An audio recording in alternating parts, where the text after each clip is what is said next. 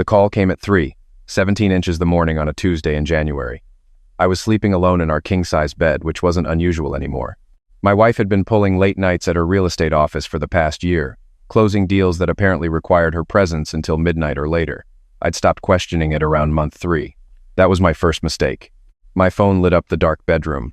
I grabbed it and saw my daughter's name on the screen. Lily never called this late. She was 16, a junior at Westfield High, and she was supposed to be sleeping over at her friend's house. "Dad," her voice was shaking. "Dad, you need to come get me. Something happened."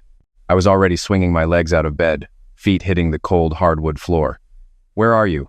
Are you okay?" "I'm at the quick stop on Route 14. Near the old fairgrounds." She was crying now, trying to hold it together but failing. "Mom's here. She's hurt. There was a car accident and the police are everywhere, and Dad, there was a man driving her car. A man I've never seen before."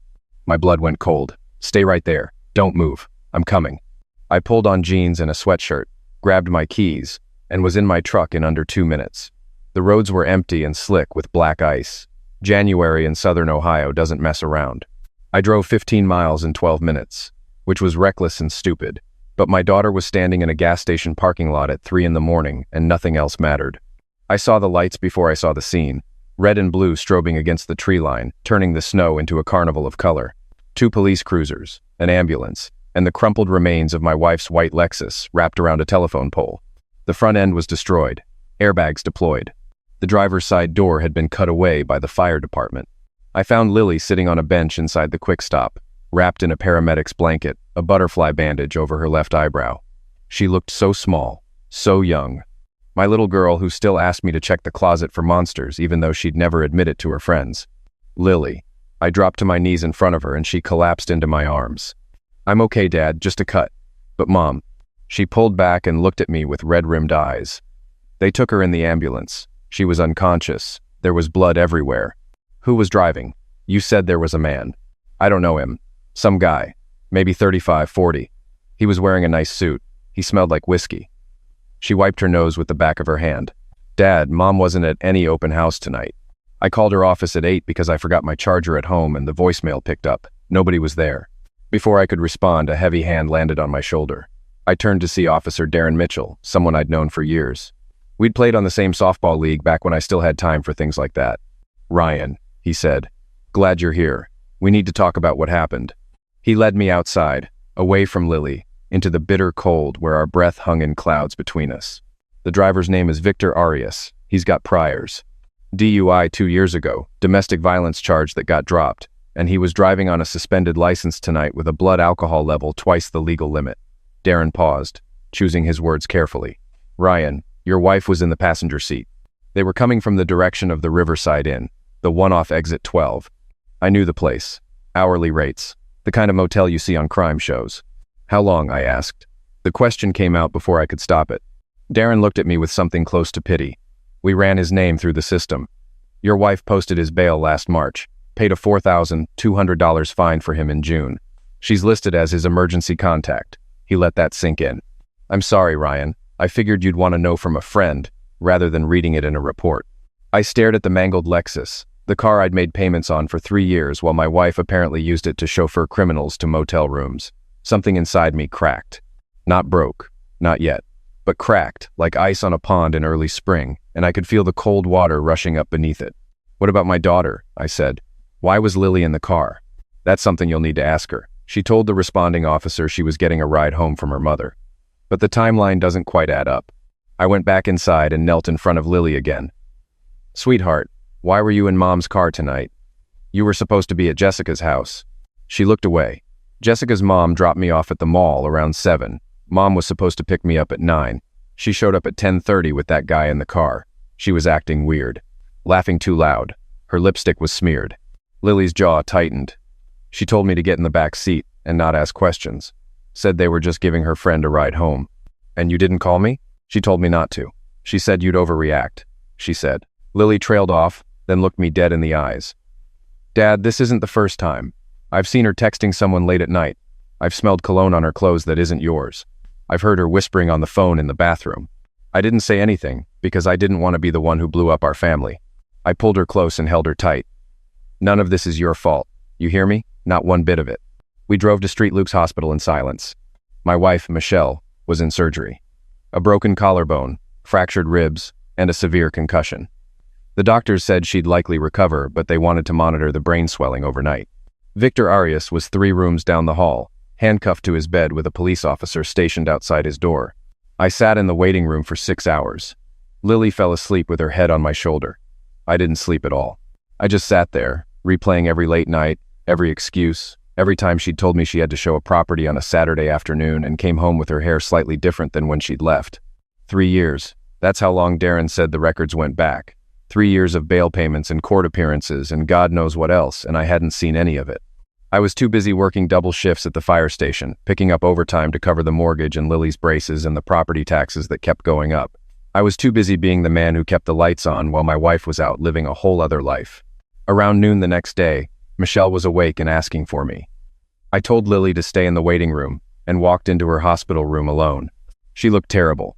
Half her face was purple and swollen. Her left arm was in a sling and there were tubes coming out of places I didn't want to think about, but her eyes were clear and alert, and when she saw me, she started crying immediately. Ryan, oh thank God. Is Lily okay? Is she hurt? She's fine. Butterfly stitches on her forehead. She'll have a small scar. I pulled the chair to her bedside but didn't sit down. Who is Victor Arias? The crying stopped like someone had flipped a switch. Her face went blank, then careful, then afraid, all in the span of 2 seconds. He's a client. I was helping him find an apartment and don't. My voice was quiet, but it stopped her cold. The police told me everything. The bail, the fines, the emergency contact listing, the Riverside Inn. I leaned against the wall and crossed my arms. So I'm going to ask you one more time, and if you lie to me, I'm walking out of this room and you'll be talking to my lawyer next. Who is Victor Arias? Michelle closed her eyes. When she opened them, the pretense was gone. We met at a showing 2 years ago. He was charming and exciting, and he paid attention to me in ways that you stopped doing a long time ago. She said it like it was my fault. Like working 60 hours a week to support our family was a character flaw. It was supposed to be a one-time thing. But it kept going. 2 years. Yes. And the money? I've been working double shifts, Michelle. I've been eating lunch out of a brown bag at the station while you've been paying some criminals' legal bills with our savings. How much? She didn't answer. How much? Maybe $40,000. Over 2 years. The number hit me like a punch. $40,000. That was Lily's college fund. That was the kitchen renovation we'd been putting off. That was every overtime shift I'd worked for 2 years. Every holiday I'd missed, every weekend I'd spent away from my daughter. I turned and walked out without another word. In the hallway, I leaned against the wall and tried to breathe. $40,000. 2 years. My daughter in the back seat of a car driven by a drunk felon at 60 miles an hour on an icy road. That afternoon, while Lily was at home resting, I went through Michelle's home office. She kept everything in a filing cabinet she thought I didn't know the combination to. She was wrong. The combination was our anniversary date, which felt like a sick joke now. Inside, I found bank statements from an account I didn't know existed. Transfers to Victor Arias totaling far more than $40,000. Try $67,000 over 26 months. I found hotel receipts, restaurant bills, even a weekend trip to Nashville that she'd told me was a real estate conference. But that wasn't the worst of it. Tucked in the back of the bottom drawer, in a plain white envelope, I found a letter, handwritten, dated 6 months ago, from my best friend Derek Simmons. Derek and I had grown up together. Little League, high school football, college roommates. He was the best man at my wedding. He was Lily's godfather. He managed our family's retirement accounts and college savings through his financial advisory firm. I trusted him with my money, my family, my life. The letter read, Michelle, we need to talk about Lily. She's getting older and she's starting to look more like me every day. Ryan's going to figure it out eventually. We need a plan. I read it 3 times. Then I read it again. The words didn't change. They just got sharper, cutting deeper each time, until I couldn't feel anything at all. Derek Simmons, my best friend since we were 7 years old. The man who'd stood beside me at my wedding, who'd held Lily as a newborn, who'd sat at my dinner table every Thanksgiving for 17 years, carving the turkey and telling jokes, while apparently keeping the secret that he'd fathered my daughter with my wife. I drove to Derek's office. It was a small firm downtown, 3 employees, a corner suite with his name on the door, in gold letters. His secretary told me he was with a client, but I walked past her and into his office without knocking. Derek was sitting behind his mahogany desk, looking exactly like he always did. Pressed shirt, expensive watch, the easy smile of a man who'd never had to work a double shift in his life. His client, some older woman with pearls, looked startled. Ryan. Derek's smile faltered when he saw my face. I'm in a meeting. Can this wait? I held up the letter. His letter. And I watched every drop of color drain from his face. Mrs. Patterson, he said to his client, his voice suddenly hoarse. I need to reschedule. After she left, Derek closed the door and turned to me with his hands raised, palms out, like he was approaching a wild animal. Ryan, let me explain. How long? It's complicated. How long, Derek? He sat down heavily in his chair. Before the wedding.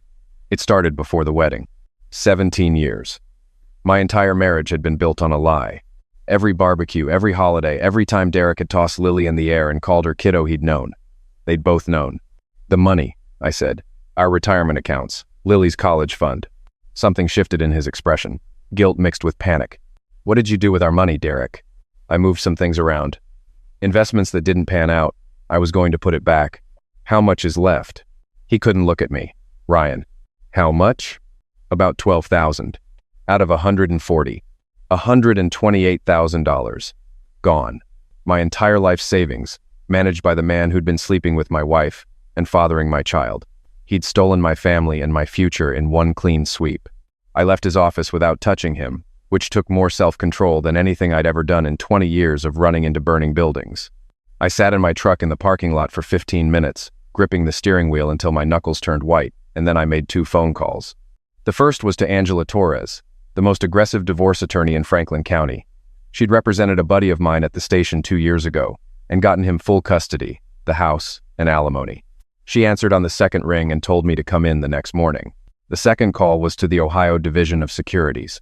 I reported a financial advisor who had mismanaged client funds and potentially committed fraud. They told me an investigator would be in touch within 48 hours. Then I drove home to my daughter. Lily was sitting at the kitchen table doing homework when I walked in. She looked up, and I could see it now. How had I missed it? The shape of her jaw, the way she tilted her head when she was thinking, the green eyes that didn't match mine or Michelle's. She looked like Derek. She'd always looked like Derek, and I'd been too blind, too trusting, too busy being a good husband and father to see what was right in front of me. Dad, are you okay? You look like you've seen a ghost. I sat down across from her and took her hands. Lily, I need to tell you some things. Hard things. And I need you to let me finish before you say anything. I told her everything. About Michelle and Victor. About the money. About Derek's letter. About what it meant. I told her the truth because I was done with lies, done with secrets, done with protecting people who didn't deserve protection. Lily listened without interrupting. Her face went through every emotion I'd felt over the past 24 hours, compressed into 5 minutes. When I finished, she sat very still for a long time. So Derek is my...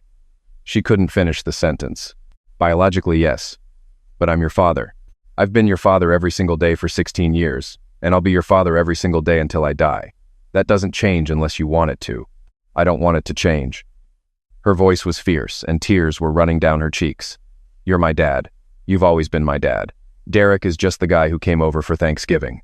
I hugged her so tight I was probably hurting her, but she didn't complain. That night, after Lily went to bed, I sat alone in the dark living room and made a plan. Not a revenge plan, a survival plan. But if survival meant destroying the people who'd tried to destroy me, so be it. Angela Torres was everything I'd hoped for. Small, sharp, with reading glasses perched on her nose and a legal pad covered in notes before I'd even finished my first sentence. This is textbook, she said when I laid it all out. Adultery, financial fraud, child endangerment. Your wife put your minor daughter in a vehicle with an intoxicated felon. No judge in Ohio is going to give her anything but supervised visitation. What about Derek? Can he claim parental rights? He can try, but he'd be admitting to a 17-year affair and financial fraud in the process. His career would be over, his marriage would be over, and he'd be fighting an uphill battle against a father who's been the sole provider and primary caregiver for 16 years. Angela smiled. I wouldn't recommend it. I want full custody. I want the house. And I want whatever's left of our money. You'll get all of that and then some. The financial fraud angle is particularly strong. If Derek mismanaged your accounts to cover his tracks or fund the affair, that's criminal, not just civil. I signed the retainer agreement and drove to the hospital to serve Michelle the papers myself. She was sitting up in bed, her bruises fading from purple to yellow, watching a daytime talk show about couples who'd overcome infidelity. The irony was not lost on me. Ryan. She brightened when she saw me. I'm so glad you came back. I've been thinking, and I want to try counseling. I know I made mistakes, but we can work through this. For Lily's sake. I set the manila envelope on her lap. Open it. Her face crumbled as she read through the documents. Divorce petition. Custody filing. Temporary restraining order. Financial disclosure demands. Ryan, no. Please. We can fix this. You can't fix 17 years of lies with a few counseling sessions, Michelle. 17? Her eyes went wide, then narrow. What do you mean 17? I pulled out Derek's letter and held it up. Her reaction told me everything I needed to know. The color left her face like water draining from a bathtub. Where did you get that? Your filing cabinet. The one with our anniversary as the combination. I tucked the letter back in my pocket. Lily knows everything. About Victor, about Derek, about the money, all of it. You told her about Derek? Michelle's voice rose to a shriek. How could you do that to her? How could I do that to her? You slept with my best friend, had his child, let me raise her as my own for 16 years, and drained $128,000 from our accounts. And you're asking how I could do something to her. I walked to the door. Get a lawyer, Michelle. A good one. You're going to need it. The next 3 weeks were a blur of legal filings, financial audits, and late-night conversations with Lily about what our future looked like. She was stronger than any 16-year-old should have to be. She went to school every day, kept her grades up, and refused to see her mother. Derek called 17 times in the first week. I didn't answer any of them. On day 8, he showed up at the fire station during my shift, looking like a man who hadn't slept in a week. His shirt was wrinkled. His eyes were bloodshot. The confident smile was gone, replaced by something desperate and small. Ryan, please. 5 minutes. That's all I'm asking. My crew was watching from across the bay. I stepped outside into the cold February air and faced the man I'd called my best friend for 30 years. You've got 2 minutes. I'm sorry. I know that's not enough, but I am. It was never supposed to go this far. Michelle and we were together before you two even met. She was supposed to end things with you, but then she got pregnant and everything got complicated. Complicated. I tasted the word like poison. That's what you call it. 17 years of lying to my face, stealing my money, and playing godfather to your own daughter at my dinner table. That's just complicated. The money was bad investments, Ryan. I swear I wasn't stealing. The market tanked and I panicked and $128,000, Derek. That was my daughter's college fund. That was my retirement. That was every extra shift I worked while you were sleeping with my wife. I'll pay it back. Every cent. I just need time. You don't have time. The Division of Securities is investigating your firm. 2 other clients have already filed complaints since I reported you. I watched his face collapse. Turns out I wasn't the only one you were stealing from. Ryan, you're going to ruin me. No. You ruined yourself. I'm just making sure everyone knows about it. I went back inside, and Derek stood in the parking lot for another 10 minutes before driving away. I never spoke to him again. The custody hearing was on a Wednesday morning in early March. The courtroom was half full. A few of my colleagues from the station came to show support. Lily sat beside me in a blue dress she'd picked out herself, looking older than her 16 years. Michelle sat across the aisle with her attorney, a young guy from Columbus who looked like he already knew he was fighting a losing battle. She'd lost 20 pounds since the accident. Her roots were showing, and her hands wouldn't stop shaking. Derek was nowhere in sight. His attorney had filed a motion requesting visitation rights as Lily's biological father. Angela had responded with a 40-page brief documenting 17 years of deception, financial fraud, and failure to provide any parental support. The judge denied his motion before the hearing even started. Judge Robert Callahan was a no-nonsense man in his 60s who'd seen every kind of family disaster Franklin County had to offer. He reviewed the evidence methodically. The police reports, the financial records, the text messages, the hotel receipts, Derek's letter. Mrs. Carter, he said, looking directly at Michelle. The pattern of behavior documented in this case is among the most egregious I've seen in 23 years on the bench.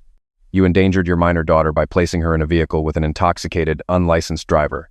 You engaged in a multi-year affair that produced a child you deceived your husband into raising. You facilitated the mismanagement of family funds totaling over $100,000. Michelle was crying silently. Her lawyer put a hand on her arm. I'm awarding full legal and physical custody of the minor child to Mr. Carter. Mrs. Carter will receive supervised visitation every other Saturday, contingent on the child's willingness to participate. The family home, vehicles, and remaining assets are awarded to Mr. Carter. Mrs. Carter is ordered to pay child support in an amount to be determined at a subsequent hearing. He paused and looked at Michelle over his glasses. Do you understand these terms? She nodded, unable to speak. Court is adjourned. We walked out of the courthouse into pale March sunlight. Lily took a deep breath of cold air and looked at me. Is it over? The legal part is, for now. Good. She slipped her hand into mine, something she hadn't done in public since she was 12. Let's go home. We were almost to the truck when my phone rang. Angela Torres. Ryan, I just got a call from the Division of Securities. Derek Simmons's license has been suspended pending a full investigation. 3 more clients have come forward. They're talking about criminal charges. I thanked her and hung up. Lily was watching me. Derek? She asked. He's losing his license, probably facing criminal charges. Good. I looked at my daughter, this fierce, brave girl who'd had her entire world turned upside down and was still standing. Are you sure you're okay with all this? He's nothing to me. Her voice was steady. He had 16 years to be my father, and he chose to be a coward instead. That was his choice. This is mine.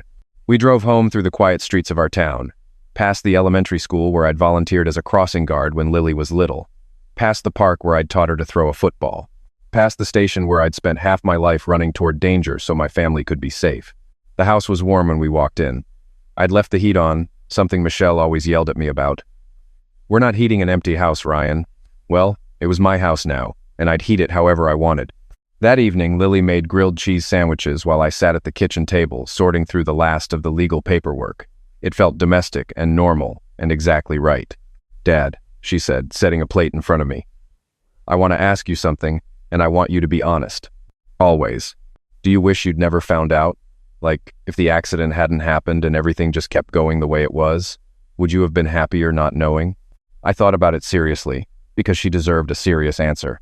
No, I said. Ignorance isn't happiness. It's just a different kind of prison. I'd rather know the truth and deal with it than spend the rest of my life living inside someone else's lie. She nodded slowly. Me too. We ate our sandwiches in comfortable silence. Outside, snow was falling again, covering the tracks of everyone who'd come and gone from our lives. In a few months, the yard would be green again. Lily would finish her junior year. I'd go back to regular shifts at the station. We'd figure out college without the savings Derek had stolen, because that's what we did. We figured things out. The phone rang at 9 o'clock. Michelle's number. I almost let it go to voicemail, but something made me answer. Ryan. Her voice was small, barely a whisper. I know I don't deserve to ask you anything, but I need you to know that I never stopped loving you. Everything else was a mistake, a terrible, selfish mistake.